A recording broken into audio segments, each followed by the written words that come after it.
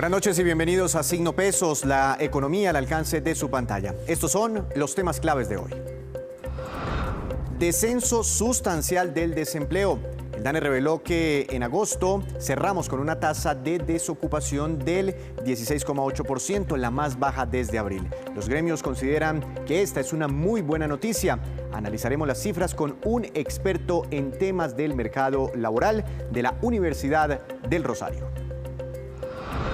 Proyectos en problemas. El reciente inaugurado puente Isgaura en Santander ya registra daños y tendrá que ser cerrado temporalmente. Y el proyecto del puerto de Tribugá en Nuquí, Chocó, fue detenido por la Agencia Nacional de Infraestructura. Les mostraremos qué es lo que está ocurriendo.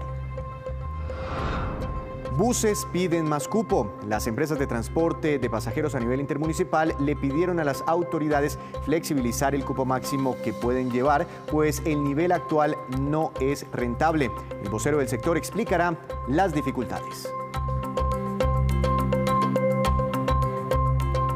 Iniciamos Signo Pesos con esta que es la cifra económica del día, muy importante, 16,8% y corresponde a la tasa de desempleo a nivel nacional que se registró en el mes de agosto, según lo revelado hoy por el DANE. Se trata de la tasa más baja de desocupación desde el mes de abril, cuando empezaron a verse los graves efectos por la pandemia y las cuarentenas. La cifra de agosto equivale a un total de 3.965.000 personas que estaban buscando trabajo. Veamos detalles de las explicaciones entregadas hoy por el director del DANE, Juan Daniel Oviedo. Esto nos lleva a dar unos resultados muy importantes para el mes de agosto, en donde podemos reportar que la tasa de desempleo nacional fue del 16,8%, 6 puntos porcentuales a la tasa de desempleo nacional que habíamos observado en agosto de 2019. Por otro lado, cuando queremos analizar el comportamiento de esta tasa de desempleo para 13 ciudades y áreas metropolitanas, tenemos que la tasa de desempleo de esas 13 principales ciudades fue del 19,6%, un incremento de 8,2 puntos porcentuales de la tasa de desempleo que habíamos observado en agosto de 2019.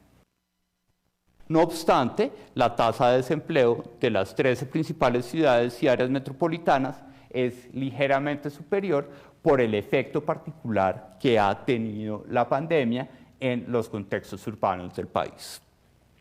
Las brechas de género, como ustedes la pueden ver, la tasa de desempleo en agosto de 2020 está presentando una brecha de género de 8,3 puntos, es decir, que la tasa de desempleo de las mujeres es del 21,7%, mientras que la tasa de desempleo de los hombres es del 13,4%.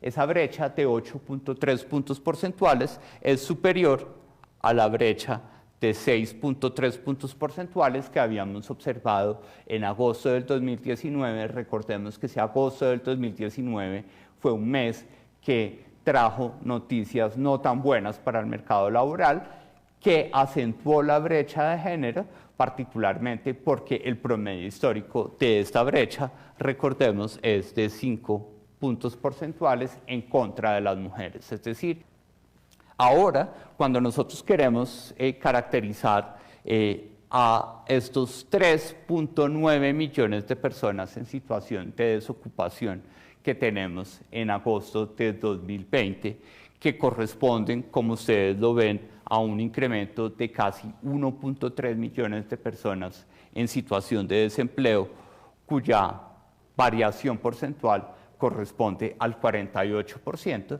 pues como lo hemos venido expresando desde la gráfica en la que miramos los volúmenes, este 48% de incremento de la población desempleada en agosto del 2020 es muchísimo menor que el 71,6 que vimos en julio y que el 61,8 que vimos en abril.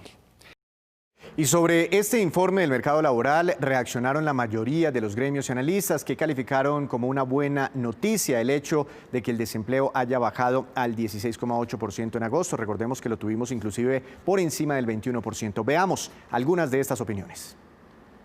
En medio de la compleja situación que significa tener 3.9 millones de desempleados, con un dato del 16%, la caída del desempleo, comparando el mes de julio con el mes de agosto, pues no deja de ser una noticia alentadora en el sentido de que la economía está demostrando que en la medida en que se logre activar algunos sectores, los sectores son capaces de absorber mayores niveles de empleados y por lo tanto generar mayores ingresos para las familias. Se crearon más de 1.300.000 empleos frente al mes de julio, lo cual es la cifra más alta desde que tenemos cifras mensuales en el mercado laboral, es decir, en 20 años.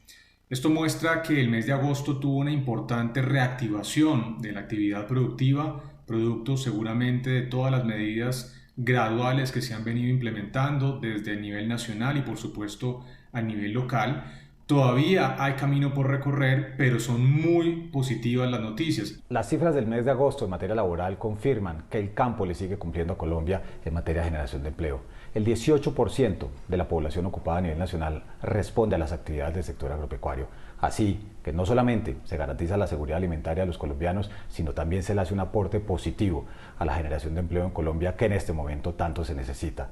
Y a pesar de la reducción de la rentabilidad de los productores, por la caída en el ingreso de la gran mayoría de consumidores de nuestro país, los productores agropecuarios siguen haciendo estas contribuciones. Esto demuestra que la recuperación de la economía va de la mano con la reapertura de las actividades económicas. Y por eso pensamos que desde septiembre esto va a seguir siendo de esa manera y va a seguir mostrando un mejoramiento del mercado de empleo. Sin embargo, el lunar grande es que la mejoría del empleo va acompañado de un aumento de la informalidad. La informalidad está creciendo cerca de 1.5 puntos porcentuales y de hecho esperamos que esto siga así y desde 49% que era la informalidad urbana antes del COVID, antes de la crisis, esperamos una informalidad que llegue cerca a 55%.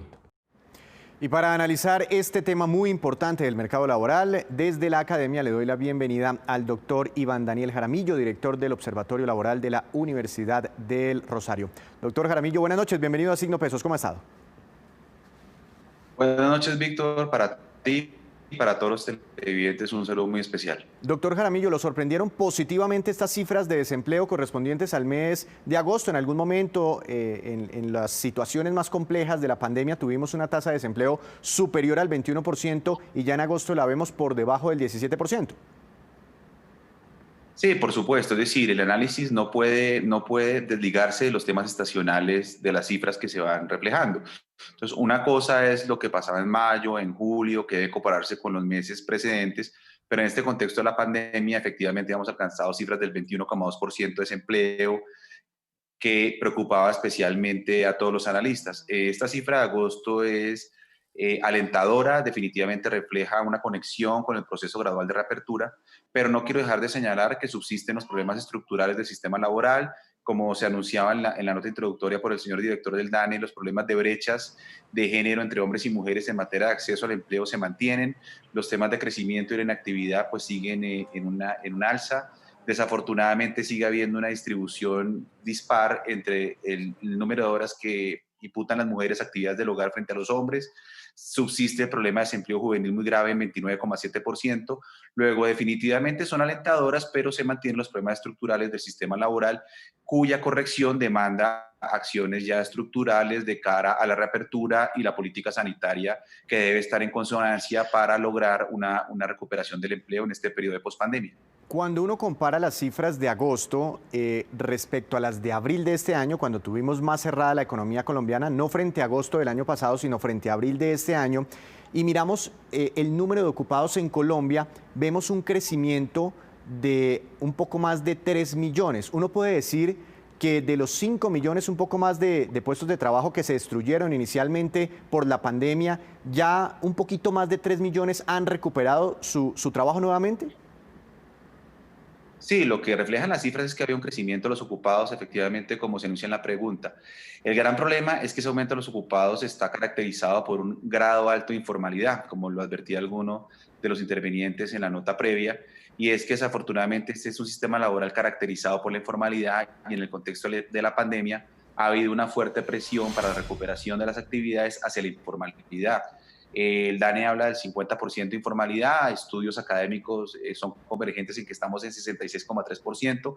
Eso no es sano porque es trabajar sin derechos, es trabajar sin protección social, es deteriorar las finanzas del sistema de seguridad social, es definitivamente impedir que haya un ingreso suficiente para poder acceder a bienes y servicios básicos, para conectarlo con el crecimiento económico, que es del que depende en últimas la reducción del desempleo.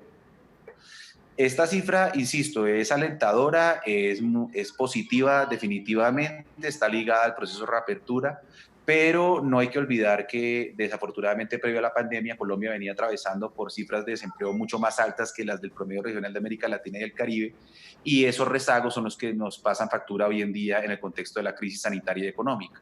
Entonces hay una noticia muy importante y es que desde el momento más crítico por la pandemia se han recuperado un poco más de 3 millones de puestos de trabajo en Colombia. El lunar es que muchos de ellos son informales. Y ya hablando hacia adelante, ¿cuál es nuestro problema estructural y cómo lo podemos vencer para no tener desempleos tan altos frente a los demás países del mundo y para no tener una informalidad tan alta? Sí, en realidad Colombia, digamos, siempre se compara con el contexto regional, que es América Latina y el Caribe.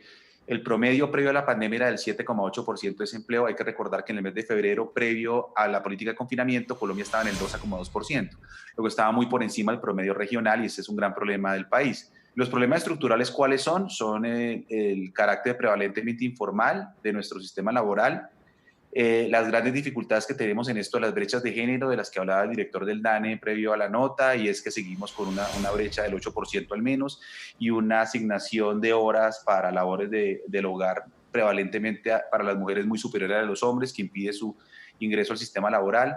El problema del desempleo juvenil, que sigue siendo uno de los grandes problemas mundiales y locales, no solo en Colombia, sino en América Latina y el Caribe.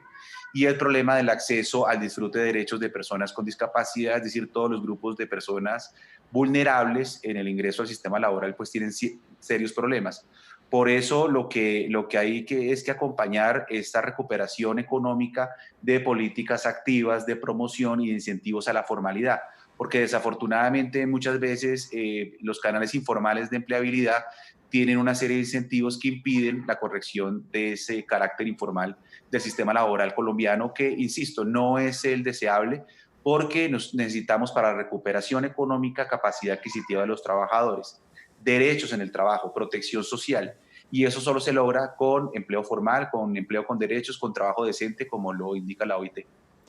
¿Por qué se hace más evidente esa brecha de género en Colombia? Es decir, un desempleo muchísimo más alto para el caso de las mujeres que para el caso de los hombres. Y cuando uno entra en más detalle en estas cifras, ve que han recuperado más rápidamente los empleos los hombres frente a las mujeres. ¿Qué se puede hacer ahí? Es una pregunta muy interesante. Si uno hace una pequeña segregación de esos datos que está revelando el DANE hoy, encuentra que el crecimiento y la inactividad es prevalentemente femenino, lo digo en términos más simples. Los inactivos son aquellos que responden en la gran encuesta de hogares que ya no están buscando empleo. ¿Por qué hay más mujeres pasando la inactividad? Cuando uno compara con el número de horas, que es una de las nuevas cifras que está revelando el DANE hoy, destinadas a oficios de cuidado del hogar, etcétera, las mujeres tienen 28 horas semanales en contraste con los hombres que alcanzan 10 o 12 horas. Eso significa, en últimas, Víctor, que las mujeres tienen una carga de cuidado y de aumentos de jornadas en actividades no remuneradas que en el confinamiento pues crecen exponencialmente y dificultan muchísimo su ingreso.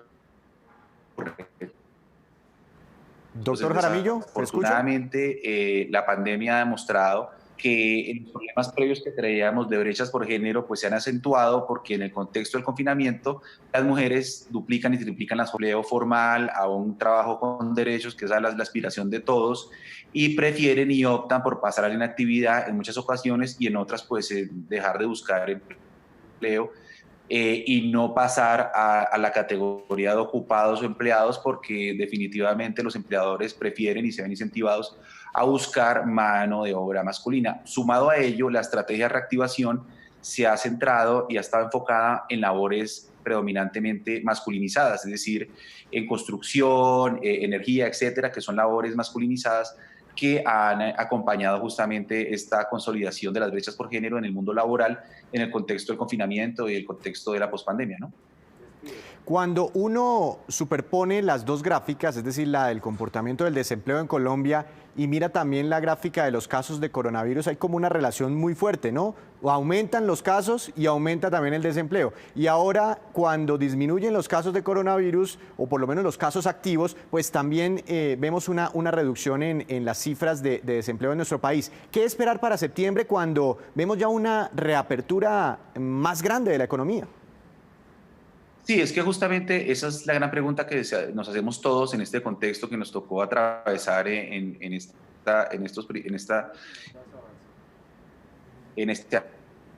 año 2020, y es cómo lograr el equilibrio entre la política económica y la política sanitaria del proceso de reactivación económica. Si no hay el suficiente equilibrio y no es suficientemente responsable y hay unos rebrotes y nuevamente necesidad de volver al confinamiento estricto, a la política de aislamiento preventivo obligatorio, pues va a dispararse nuevamente el desempleo. ¿Por qué? Porque desafortunadamente o afortunadamente el desempleo está ligado al crecimiento económico. El empleo no depende de políticas o de leyes laborales más o menos protectoras. El empleo depende del crecimiento económico, que es el que deriva el fortalecimiento de la demanda de trabajo y obviamente bienes y servicios que ofrecen las organizaciones productivas. En la medida en que haya un crecimiento confiable y sólido y haya un equilibrio entre las políticas sanitarias y las políticas económicas, va a crecer la empleabilidad. Por eso es que cuando uno revisa las cifras y encuentra que crecen los casos de contagio, pues los gobiernos están obligados a confinar, a incorporar políticas de aislamiento obligatorio que impiden la reactivación económica y que acompañan el crecimiento de las tasas de desempleo no querido por, obviamente, el sistema económico y el sistema laboral. Pues doctor Jaramillo, muy interesantes sus opiniones, el análisis de lo que está ocurriendo con el mercado laboral. Muchas gracias por estar aquí en Signo Pesos y que tenga una feliz noche. Una feliz noche para ti, Héctor, para todos los televidentes, un saludo muy especial. Regresamos a Signo Pesos, gracias por continuar con nosotros. A pesar de que solo lleva 7 meses de uso, el polémico puente Isgaura en el departamento de Santander tendrá que ser cerrado parcialmente a partir del próximo lunes. Todo por cuenta de daños en el pavimento y las barandas de protección. La obra ha estado, recordemos, llena de muchas controversias y denuncias. Veamos. El pavimento del puente Isgaura se desmorona en las manos de los habitantes de la zona. Mire cómo se está desmoronando la tela asfáltica. Creo que no hay derecho que esto esté ocurriendo. El tablero vehicular de la estructura atirantada, considerada una de las más altas de Latinoamérica, con tan solo 7 meses de uso, ya registra grietas y levantamiento de la capa asfáltica. Los huecos podrían ocasionar accidentes. Esto que está recién hecho, mire ya todos esos rotos, escarapelado. En mal estado está el puente. Imagínense. Desafortunadamente durante esos 7 meses pues se han presentado problemas en la carpeta asfáltica, se ha desprendido de la superestructura del puente. Entonces se hizo la respectiva solicitud ante el INVIAS. Otras de las preocupaciones de la comunidad es que las únicas barandas de seguridad se han empezado a separar, siendo un riesgo para los peatones. Me parece más seguro. La parte de adentro pues me parece un poco más segura, no tan segura, pero sí. ¿Por qué? Pues por el tema de las barandas, porque se están separando un poco y pues la capa está dañándose. La comunidad está indignada pues el puente costó más de 100.000 millones de pesos y desde su construcción en medio de una trocha solo ha estado envuelto en polémicas como la ondulación a sus costados. Terrible, pues muy preocupantes porque nosotros utilizamos este puente constantemente y ya pues le da a uno el miedo de que pase algo. La empresa que construyó el puente asumirá las reparaciones a los daños, pero advirtieron que las afectaciones se dieron por falta de uso. Un pavimento que se instala y no se usa, no se sella, no se consolida, no se compacta. Eso cualquier ingeniero, colega o como ingeniero que soy te lo puedo afirmar. El puente Isgaura, construido para evitar un peligroso paso en la vía Bucaramanga-Málaga, se empezó a edificar en el año 2014 y luego de retrasos y sobrecostos por más de 20.000 millones de pesos, este año fue abierto. Y otro proyecto con problemas. La Agencia Nacional de Infraestructura le puso freno a la construcción del puerto de Tribugá, en Nuquí, Chocó. Los ambientalistas que rechazaron y que han rechazado siempre este proyecto celebraron esta decisión. La Agencia Nacional de Infraestructura fue la encargada de detener el proyecto del puerto de Tribugá, porque la sociedad interesada en la construcción no cumplió con los requisitos y garantías. No entendemos por qué una fianza que es aceptada por otras entidades del Estado en procesos contractuales, inclusive de mayor cuantía, pues no sea aceptado en un proceso precontractual como el que Arquímedes. Desde el 2016, cuando la sociedad portuaria Arquímedes planteó construir el puerto de aguas profundas en Nuquí, Chocó, la iniciativa ha estado en el centro de una polémica, cuyos principales opositores son los ambientalistas y las comunidades de la región. Porque es un proyecto privado que se va a hacer en un territorio que es colectivo y sin embargo las comunidades no están representadas en el proyecto y compromete de manera exponencial los recursos ecosistémicos de los cuales las comunidades subsisten. Ambientalistas han hecho diversas propuestas para fortalecer el desarrollo del territorio a nivel económico, ambiental, social y cultural. En este momento tenemos el trabajo más difícil, que es empoderarnos de los modelos de desarrollo ya existentes en esta zona turística, lo que quiere decir que nosotros sí queremos desarrollo, pero no lo queremos así. El gobernador del Chocó dijo que se debe realizar un debate sobre la conveniencia del puerto. Le hemos pedido a todas y cada una de esas voces disonantes que nos ayuden a construir un mejor, digamos, una mejor propuesta, a construir una mejor negociación, y lo podemos llamar así, de este megaproyecto. Lo importante es que podamos hacer el debate. La sociedad Arquímedes dijo que interpondrá las acciones legales necesarias porque para ellos el proyecto aún no está hundido. Y entre el tintero teníamos contarles cómo les ha ido a los transportadores de pasajeros a nivel intermunicipal que ya completaron prácticamente un mes de reactivación. Pues pese a esa reactivación, la actividad todavía no es rentable. El presidente de ADIT, el señor José Yesid Rodríguez, nos cuenta qué es lo que está ocurriendo.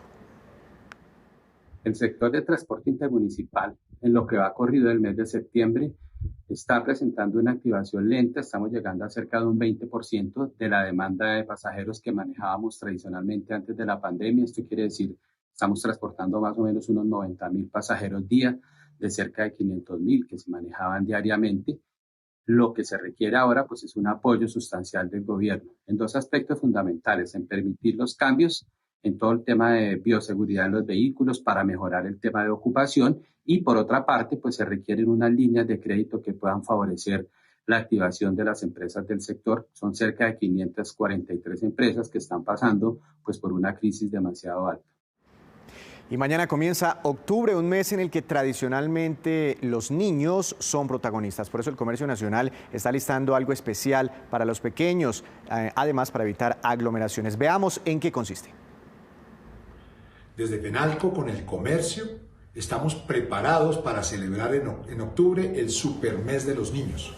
Centros comerciales, almacenes de puertas a la calle, restaurantes, todos ellos están con promociones y descuentos especiales para los niños. Estos valientes que han estado durante toda la pandemia en sus casas, privándose de ir a los jardines infantiles, a los colegios, a los parques, de reunirse inclusive con los amigos y con la misma familia, porque realmente no entienden qué está pasando, pero es una obligación y lo están haciendo muy bien. La idea es poder homenajear a estos pequeños gigantes que han estado acompañándonos, y durante todo el mes, evitando aglomeraciones, ellos van a poder asistir al comercio, que puede atender este mercado que también es muy importante en esta reactivación económica, y durante todo el mes pueden inclusive estar disfrazados. Octubre, mes de Halloween, otra fecha muy importante para los comerciantes.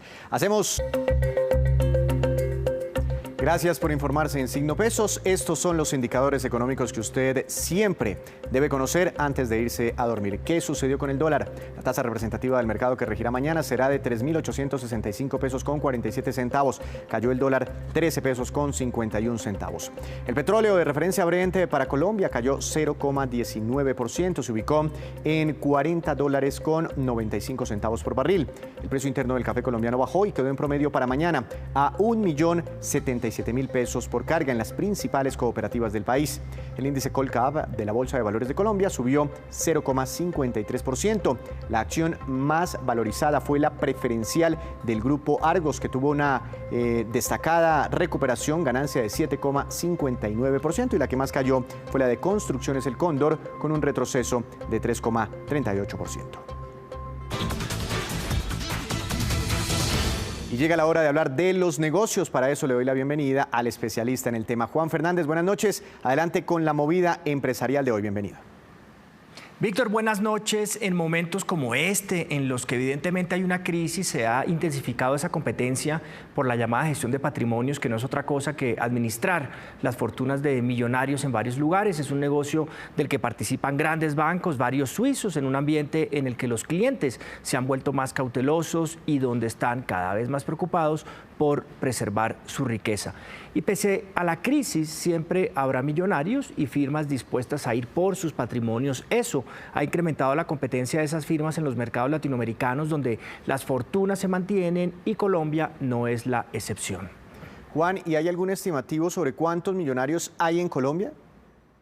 Pues Víctor, Credit Suisse hace seguimiento cercano a esas fortunas por encima de la mesa, por llamarlo de alguna manera, en la región, y para el caso de Colombia identifica a unas 40.000 personas con una fortuna sobre $1 millón, 5.000 con $5 millones, unas 2.000 personas con una fortuna de unos $10 millones, también unas 250 a 260 con fortunas superiores a los $50 millones y 100 con más de $100 millones. El siguiente nivel son aquellos que tienen más de $500 millones, de los que por supuesto hay pocos. Juan, ¿y cuáles son las firmas que están detrás de esos patrimonios? Pues Víctor, detrás de esas fortunas están estas firmas y bancos que administran los patrimonios y que están buscando la forma de llegar a Colombia.